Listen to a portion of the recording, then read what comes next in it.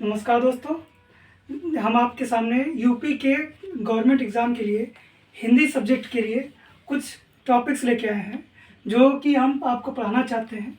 आप जैसा कि आप जानते हैं कि यूपी में अभी दौर चल रहा है यूपीएसआई और यूपी टेट की एग्ज़ाम के लिए। तो इसमें हम आपको एक टॉपिक पढ़ाने आए हैं, ये है वर्णमाला। वर्णमाला से ही आपको एक बुनियादी नींव पड़ती है जो कि आपको भाषा के सही ज्ञान एवं भाषा के मूलभूत इकाइयों को आपको ज्ञान कराएगा। आप देखिए, जैसे कि अब वर्णमाला में ये प्रमुख टॉपिक्स हैं जिन्हें हम पढ़ते हैं। इनके अलावा हम कुछ आगे पढ़ते हैं जो कि एक है स्वर एवं व्यंजन। ठीक है, तो आइए चलिए हम शुरू करते हैं। देखिए, हिंदी में वर्णमाला एक महत्वपूर्ण टॉपिक है क्योंकि इससे किसी भी यूपी के एग्ज़ाम में आपके 8 से 6 क्वेश्चन जरूर आते हैं। क्योंकि ये अकेला टॉपिक नहीं है, ये आपको अपने साथ साथ 2-3 टॉपिक्स और लेके चलेगा जो कि है आपका संधि,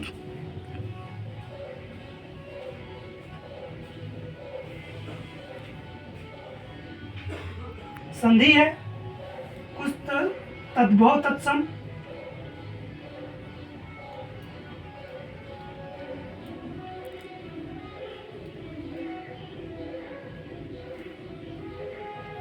आदि।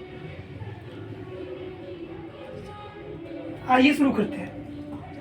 जैसे कि हमको पता है कि भाषा की सबसे छोटी इकाई क्या होती है?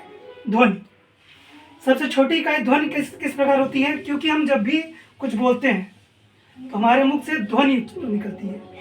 अगर मौखिक रूप से देखा जाए, अगर उसको लिखित ना देखें, केवल मौखिक चीज़ें जो होती हैं वो ध्वनि होती है। जैसे क, देखिए आ,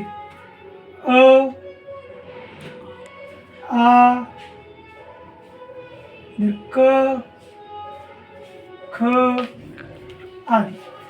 ठीक है, तो ध्वनि की ये सबसे छोटी इकाई होती है, लेकिन यह स्वतंत्र भी होती है।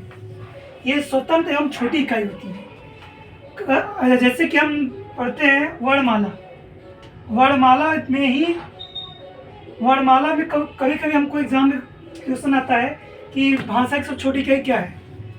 तो कहीं कहीं जैसे कि अगर आपके ऑप्शन में ध्वनि न देकर वर्ण लिखा रहे, तो वो वहाँ पे क्या हो जाएगा? वर्ण सही हो गया। लेकिन अगर ध्वनि दिया है तो सबसे पहले क्या हो गया आंसर? ध्वनि सबसे आपका एप्रोप्रिएट आंसर है, तब वर्ण नहीं होगा। ठीक है, सबसे छोटी इकाई सबसे छोटी इकाई ध्वनि से मिलकर अक्षर बनते हैं। क्योंकि ध्वनि वर्ण एक ही चीज होती है, ध्वनि से मिलकर अक्षर बनते हैं, अक्षर से मिलकर शब्दांश बनते हैं। शब्दांश जो कि कुछ दो शब्द मिलकर शब्द का एक अंश बनाते हैं।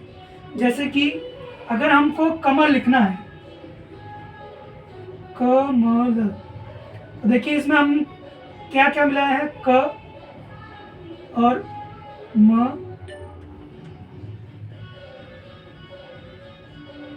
प्लस ल। लेकिन इसमें केवल यही बस नहीं मिला है, क के साथ आपको यहाँ आया है,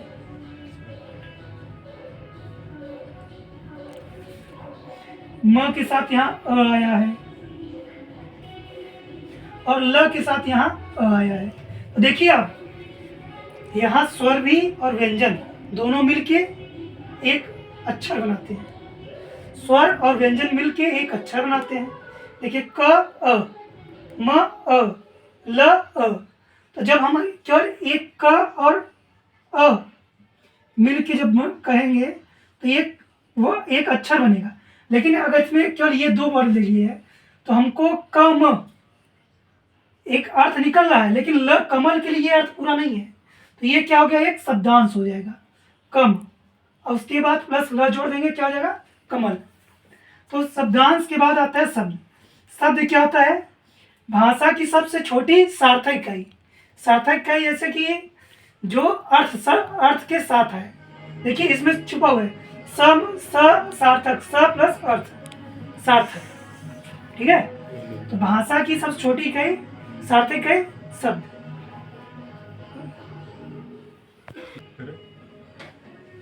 चलो।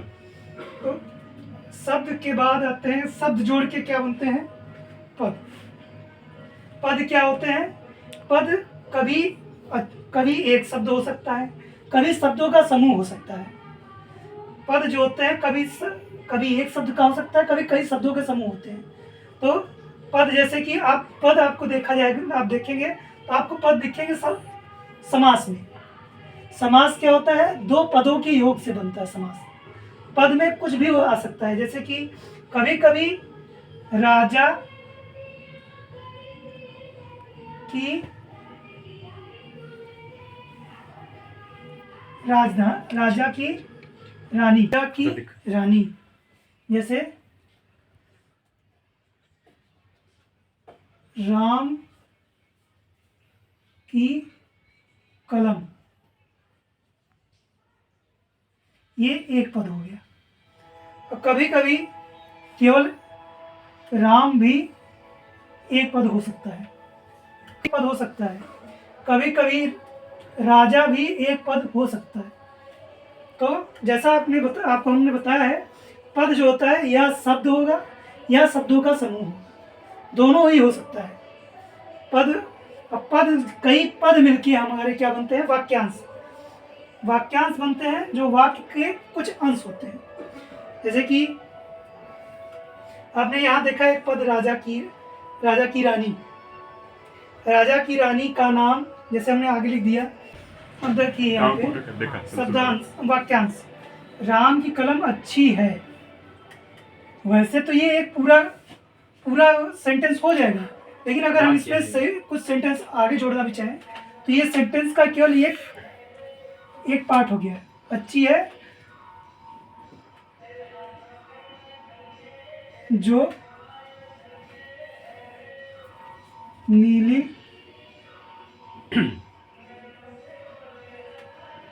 रंग की है, ये एक पूरा वाक्य हो गया।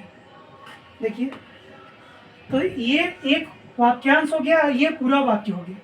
जैसा हमने आपको पहले बताया था कि राम जो अकेले पद हो सकता है, तो आप 1 2 3 4 पद यहाँ, इसको भी वाक्यांश बोल सकते हैं, इसको भी आप वाक्यांश बोल सकते हैं। एक पद भी है, एक वाक्यांश भी है, और एक प्रयुक्त वाक्यांश जो आपको मतलब सटीक वाक्यांश जो आप देखते चला। और कई वाक्य मिलके अनुच्छेद बनते हैं। अनुच्छेद में कई वाक्य समूह रहता है। वाक्य ऐसे अनुच्छेद, या कभी कभी आप पैराग्राफ बोल सकते हैं, पंक्ति बोल सकते हैं। और ये पंक्ति, पैराग्राफ या अनुच्छेद मिलके एक अध्याय का निर्माण करते हैं, और कई अध्याय मिलके एक विषय सूची का निर्माण करते हैं, और विषय सूची से एक विषय का निर्माण होता है। तो देखिए, आपने एक छोटी ध्वनि से आप कहाँ तक पहुँच गए?